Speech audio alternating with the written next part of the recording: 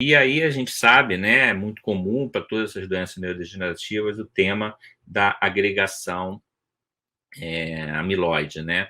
A gente, curiosamente, nosso laboratório estava no início dos anos 2000 trabalhando com a proteína do prion, então é uma proteína interessante, porque além de ela agregar, ela, por exemplo, responsável pelo mal da vaca louca, né, ela pode ser transmitida. Então, não teve nos anos final dos anos 1980, né, início de 1990, né, houve uma epidemia no Reino Unido da doença da vaca louca, muito medo que também fosse transmitido para humanos, né, felizmente foram poucos casos e também se tomou toda a prevenção, né, mas isso que se descobriu mais recentemente, que várias dessas outras proteínas neurodegenerativas também têm essas características do tipo prion, de transmitir de célula para célula, mais raramente de indivíduo para indivíduo. E, ao mesmo tempo, estavam trabalhando com uma outra proteína, que é uma proteína ligada ao câncer, né, uma proteína de supressão tumoral, né,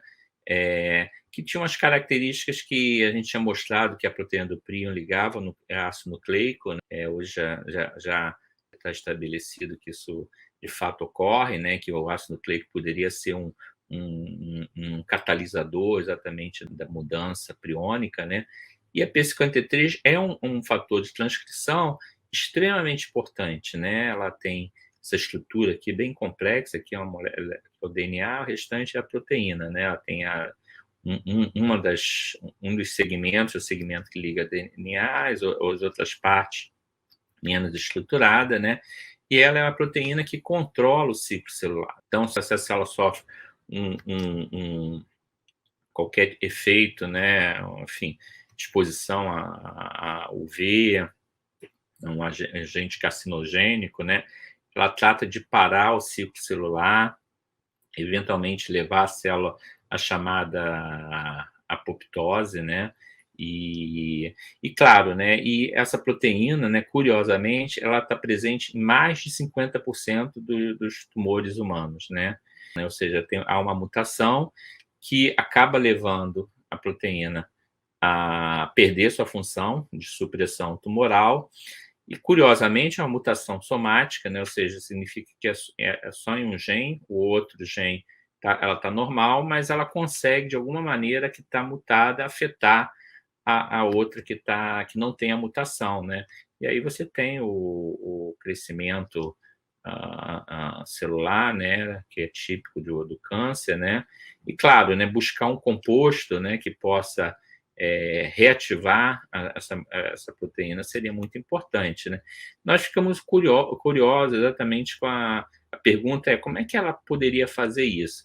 E nós usando técnicas do laboratório, né? A gente usou trabalhando com a proteína apenas com aquele domínio que liga DNA, a gente usou pressão hidrostática, né, para ver a desnaturação da proteína, né? Curiosamente, o que a gente via é que também, à medida que ela ia desnaturando, ela começava a agregar. E isso ocorria mais com o mutante, né? Esse triângulozinho aqui é um mutante, né? Carcinogênico, aqui é o Y-type. Um pouco, a aluna na época de doutorado, Daniela Shimaro, ela foi olhar esses agregados e eram muito parecidos aos agregados chamados amiloides, né? Esse foi o nosso primeiro trabalho, né?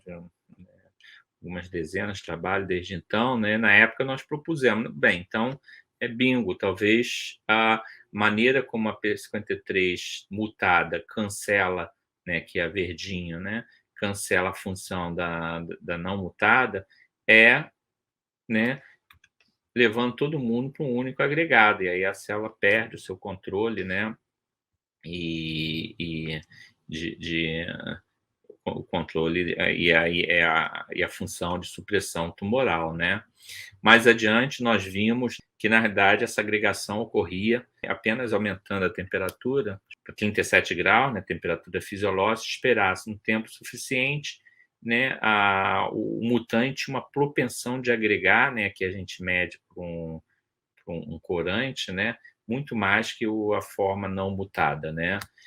E aí o experimento que nós fizemos interessante foi usar exatamente uma semente daquele agregado do mutante e ver se ele conseguia, né, enquanto que a agregação da forma não mutante leva muito tempo, isso na célula, esse tempo muito longo, significa que isso não ocorre, né, porque essa proteína tem um tempo de vida da ordem de alguns poucos minutos, né. Mas, entretanto, se você tem uma semente do agregado, ele consegue fazer essa proteína agregar muito rápido, né. E aí a gente pensou: "Bem, isso foi a gente está vendo aqui no tubo de ensaio, será que isso ocorre também dentro das células?". Então nós resolvemos usar um anticorpo que estava disponível na época, que ele reconhecia esses agregados do tipo amiloide, né, mas não a proteína solúvel.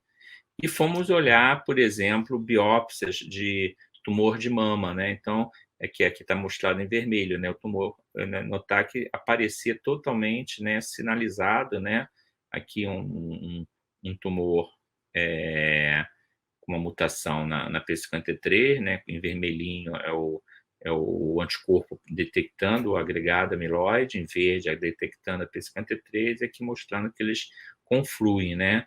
E quando um estudo depois mais amplo, né, analisamos mais de 80 biópsias, víamos sempre uma correlação entre mutação, principalmente aquelas mutações mais malignas, né, e a formação desses agregados amiloides, né.